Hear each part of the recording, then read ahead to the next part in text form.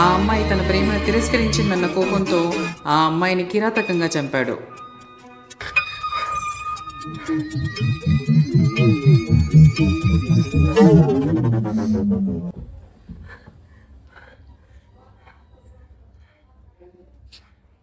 ఏందిరా అట్ట చూస్తున్నారు? చూసినారు కదా, మనిషి మంచిగా మారినంత మాత్రాన ఎవ్వరు మారనివ్వరు. ఏ ఒక ఆడ తప్పు చేస్తే తప్పు లేదా? అదే ఒక మగాడు తప్పు చేయగానే ప్రతి ఒక్కరు జస్టిస్ జస్టిస్ అని వస్తారే. మీరు అనుకోవచ్చు నేను ఆడదానికి వ్యతిరేకినని. కాదు, ఎందుకంటే నా అమ్మ ఆడదే, నా అక్క ఆడదే, నా చెల్లాడదే.